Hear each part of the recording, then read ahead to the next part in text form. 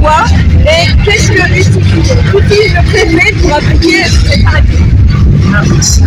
Les prix partis sont soumis à l'article L211-5 du Code de la sécurité intérieure qui dit que les fêtes sont libres sauf au-dessus de 500 personnes si le terrain n'est pas sécurisé et aménagé. Et dans cette hypothèse, il faut demander l'autorisation au préfet et si tel n'est pas le cas, il peut y avoir des saisies des puissants systèmes sur le lieu de la free party. Le préfet d'Hérault inverse et dit tout est interdit sauf ce qui est autorisé. Et donc en faisant cela, il crée une règle qui est floue parce que de ça, il n'y a pas écrit que moins de 500 personnes c'est libre. Et donc la police, quand elle intervient, elle dit j'interviens sur la base de l'arrêté préfectoral et même moins de 500 personnes, vous n'avez pas le droit parce que vous n'avez pas demandé l'autorisation. Et en plus, il dit qu'il peut saisir tous les systèmes de son dans tous les ronds. C'est-à-dire qu'il se donne le pouvoir de faire intervenir la police pour vérifier tous les véhicules du monde dans tous les ronds pendant un an. Ce sont deux dimensions qui violent les droits fondamentaux. Le premier, c'est la liberté de la fête, la liberté de réunion, la liberté d'expression. Et le deuxième, c'est la liberté de circulation. Et c'est pour ces deux raisons que l'arrêté préfectoral m'apparaît contraire aux dispositions légales et aux libertés fondamentales. De surcroît, ce qu'il faut voir, c'est que une partie, finalement, c'est la capacité de se réunir et de s'autogérer en dehors des schémas mercantiles. Et c'est peut-être pour cela que finalement, cette répression s'abat sur notre jeunesse, parce qu'une jeunesse qui est autogérée et qui ne peut pas faire que consommer, ça semble faire peur au gouvernement. Interdisant les free parties et permettant les saisies de son, mais dans son arrêté, il fait référence aux dispositions légales applicables. Et ce faisant, ça veut dire qu'il sait que ça s'applique pas aux free parties de moins de 500 personnes. Le problème, c'est que les principes constitutionnels disent que quand on prend une décision réglementaire, elle doit être claire. La police, quand elle intervient, dans l'arrêté, il n'y a pas écrit les moins de 500 personnes, il n'y a pas de souci. Donc en fait, elle applique cet arrêté à moins de 500 personnes. Alors, soit le préfet n'a pas compris qu'il fallait qu'on ait une réelle clarté dans la rédaction de ces textes, soit c'est voulu. On pense que c'est voulu parce que quand on voit la politique rêve bleue, on voit bien qu'il y a une envie de répression extrêmement forte. Simplement, l'intérêt, c'est qu'on a saisi le tribunal et le tribunal, lui, a dit le droit de manière très claire.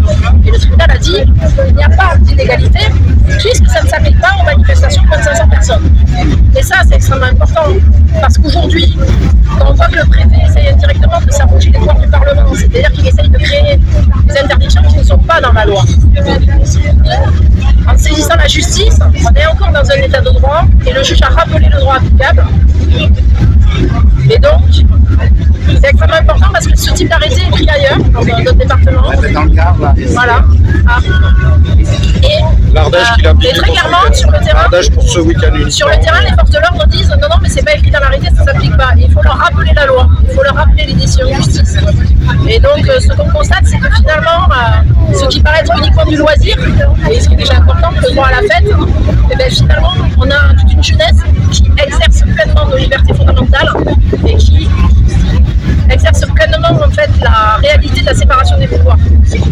Parfois c'est compliqué parce que quand la police est envoyée pour réprimer de manière extrêmement violente certains mouvements, on pourrait craindre que la jeunesse n'ait plus confiance en fait dans le système, mais elle continue et là le fait que voilà, le juge ait redit le droit, ça permet de continuer en fait, à exercer la liberté fondamentale, la liberté de se réunir, la liberté de se réunir ne serait-ce que pour danser. Ça peut sembler que du loisir, mais c'est extrêmement politique parce que ça veut dire aussi qu'on s'extrait totalement d'une société marchande et mercantile. Et ça, c'est déjà de la politique. On sent qu'il y a une économie qui veut être récupérée. Et surtout un contrôle social. Des gens qui s'extraient en fait, d'un mouvement uniquement mercantile pour s'autoriser en autogestion à organiser leur propre communauté et leur propre manière de vivre, parce que c'est une manière de vivre, de se dire on se réunit à certains moments pour communier dans la musique tout en vivant dehors, c'est aussi une manière de vivre. Et ça en fait, ça veut dire que ce sont des gens qui échappent au contrôle social et au contrôle qui essayent d'imposer à la fois l'extrême droite mais aussi une droite libérale qui est on va dire dans le contrôle et la prédation. Donc en fait, les free parties, c'est juste peut-être une résistance viscérale, mais en tout cas c'est une manière de vivre. Et là, les revendications d'aujourd'hui, on les soutient aussi pour ça. Petite question, donc vous avez perdu au tribunal administratif. Référé. En référé, vous montez plus haut à la juridiction. On est allé au Conseil d'État qui nous a dit qu'il n'y avait rien d'urgent, donc on attend la décision au fond qui viendra dans un an. On a aussi attaqué dans l'Aveyron et on va voir pour le Gard et pour les autres endroits.